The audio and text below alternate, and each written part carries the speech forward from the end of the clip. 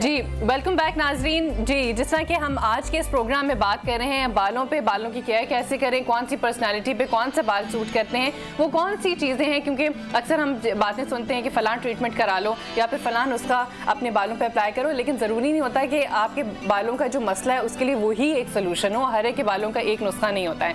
जी तो यहाँ पे ब्रेक से पहले जैसे मैंने पूछा कि आपने कहाँ से शुरू किया, किरण से तो मैंने पूछा आपका, तो मैं काफ़ी टाइम सालों पहले चली गई फ्लैशबैक में, बहुत पीछे चले गए। It was around now 30 years, 35 years because when I started myself. मगर मेरा ये था कि मैंने कैरियर शुरू किया था एज अ डाइटिशियन।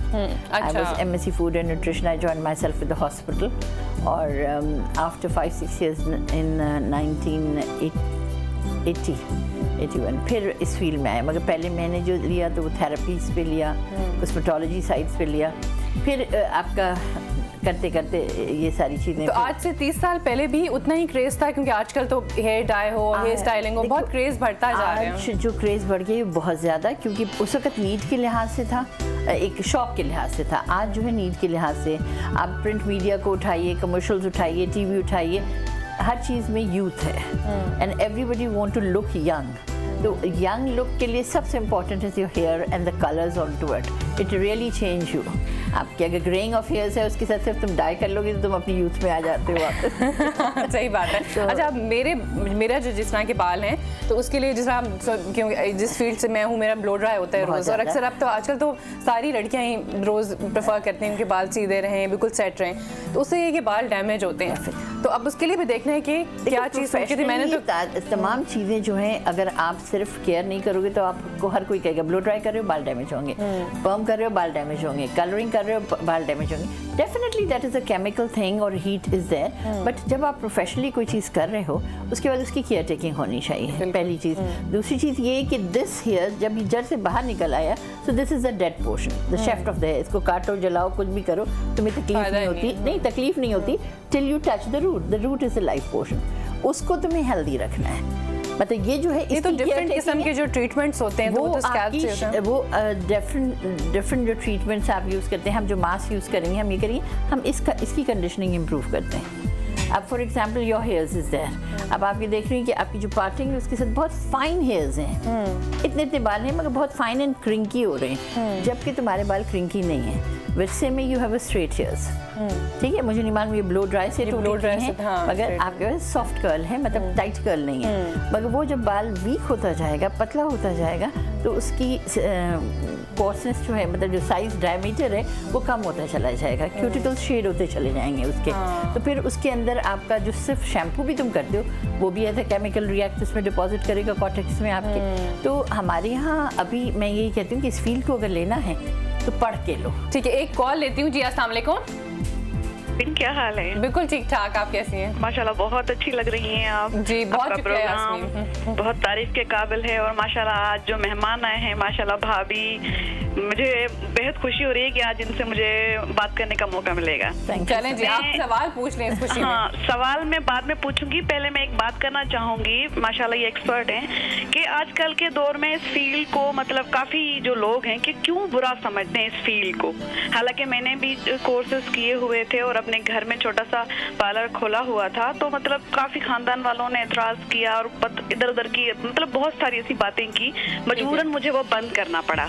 अच्छा, तो ऐसा क्यों है कि इस फील्ड को खराब समझा जाता है? और मतलब हालांकि मैंने बहुत कोशिश की कि माशाल्लाह मेरा स्टार्टिंग में भी अच्छा चल रहा था, लेकिन अफसोस की बात है कि लेकिन खानदान की वजह से मुझे बंद करना पड़ा। ठीक है यास्मीन, और एक सवाल मेरा है इनसे, जल्दी से पूछिए। हाँ जी। और एक तो मेरे जो बाल हैं वो मतलब वाइट हो रहे हैं, तो उसके हिसाब से भी मुझे कुछ बताएं ट्रीटमेंट। और मेरे बाल बिल्कुल लाइट है, मैं अगर कुछ डाई वगैरह यूज करती हूँ तो गिरना शुरू हो जाते हैं। बहुत शुक्रिया यास्मीन कॉल करने का। यहाँ पे सवाल था और उससे पहले भी उन्हें अच्छा नहीं, आप बताएं, आप नहीं है इस फील्ड में, कुछ साल हुए हैं आपको, तो आपको इस तरह की कोई प्रॉब्लम फेस करनी पड़ी है? नहीं, मुझे बिल्कुल ये प्रॉब्लम फेस नहीं करनी पड़ी। इनफैक्ट मेरे जितने भी फ्रेंड्स, कोलीग्स, फैमिली, सब ने बहुत सपोर्ट किया, क्योंकि मेरा ख्याल है बहुत अच्छी फील्ड है ये। और मेरा इनके सवाल से ही मेरा सवाल रिलेट कर जाएगा जो मैंने रुहाना आपा से पूछना है कि इस फील्ड में कितना स्कोप है जो नए आने वाले हैं, या जो, क्योंकि मैंने अभी फ्रेश इसके अंदर एक समझ लें आप दोबारा से कदम रखा है इस फील्ड में, फ्रीलांस में करती रही हूँ, कमर्शियल वर्क सब कुछ, लेकिन मैं यही आपसे जानना चाहूँगी कि एज अ प्रोफेशन इसमें कितना स्कोप है, क्योंकि लोगों का ख्याल है कि ये ठीक नहीं है फील्ड अमूमन देखो, लोग। जो ठीक नहीं की बात है वो जब हमने भी ज्वाइन किया हमें बहुत फेस करना पड़ा था क्रिटिक, बल्कि हमारी जो प्रिंसिपल थी उन्होंने मुझे कहा था तुम्हें क्या हो गया है, ग्रेड 17 छोड़ के you are joining this field, इसमें ये सब ने कहा।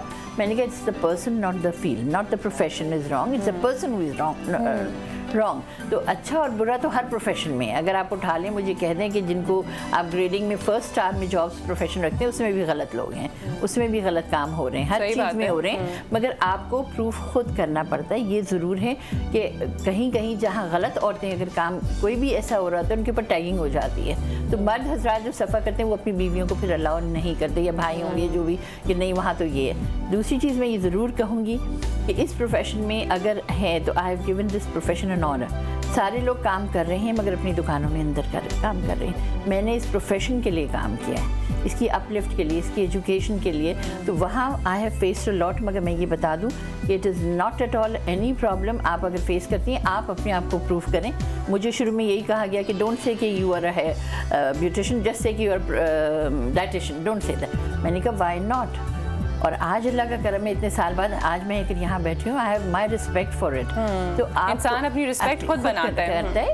और दूसरी चीज़ मैं ज़रूर कहूँगी, वेदर मुझसे लोग एग्री करें या नहीं, इस प्रोफेशन में बच्चियों को जब आप वर्कर्स रखते हैं तो लाते के साथ आप जीन्स एंड टॉप्स पहनाते हैं। This is one thing. वो किस क्लास से बच्चियाँ आती हैं, मेरा ये बहुत हमेशा से सबसे रहा। सबने कहा आप शलवार कमीज़ पहनाती हैं, मैंने कहा जिस क्लास से वो बच्चियाँ आती हैं वो हमारे पास जॉब करने आती हैं। आप उनको सिर्फ शलवार कमीज़ पहनाने में, this is my national dress भी है, तो I feel honoured with that rather than बहुत ही आपने अच्छी बात की है। और यहाँ पे मैं यास्मीन से कहूँगी कि मुझे उम्मीद है कि आपको पूरे अपने सवाल का सही तौर से जवाब मिल गया होगा। नेक्स्ट सवाल की तरफ आती हूँ। अस्सलाम वालेकुम। हेलो, अस्सलाम वालेकुम। जी वालेकुम अस्सलाम। क्या हाल है सभी? ठीक ठाक बिल्कुल, आप कैसी हैं? अल्लाह का शुक्र है। और मैं फिर वही बात कहूँगी, ये सब बहनों की एक ही बहन, और वो है हमारी प्यारी सी सबीन बहन। जी बहुत शुक्रिया। जी सबीना, आप आज क्या सवाल पूछना चाहती जी माशाल्लाह, बहुत अच्छा प्रोग्राम है, बहुत अच्छे गेस्ट बुलाए हैं आपने, टॉपिक भी बहुत अच्छा है। हैं?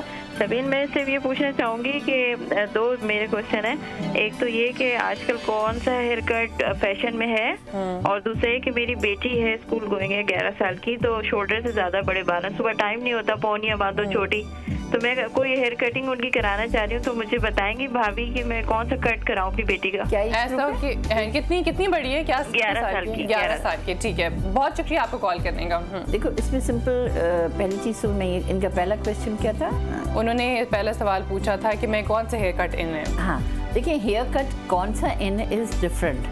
आपका फेस कट क्या है? हाँ। आपको जब जाना है तो have a confidence, go to a qualified hair dresser जो आपको दे। और दूसरी चीज़ कि मैं तो यहाँ तक पूछती हूँ कि नेचर ऑफ जॉब क्या है, घर में जाती हो, हस्बैंड के साथ इवनिंग आउट हैं, तो वो चीज़ें तुम मेंटेन कर सको। मैं तुम्हें लेटेस्ट कट करके दे दूँ।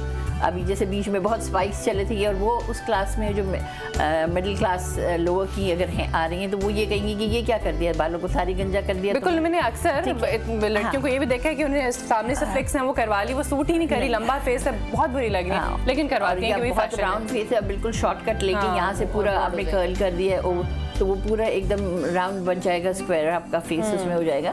तो आपकी टेक्सचर क्या है बालों का, आपकी लेंथ क्या है बालों की, आप क्या मेंटेन कर सकते हो? क्योंकि अक्सर को मैं ये कहती हूँ, किसी god has gifted you one texture, he knows better, उसको कॉम्प्लीमेंट करो। Don't go for a total change जो तुम कंटिन्यू ना कर सको। आप उसके साथ इतना करो। हाँ, मगर अगर नेचर ऑफ जॉब तुम्हारी ऐसी है way you need a total makeover, तो फिर we are ready to do that.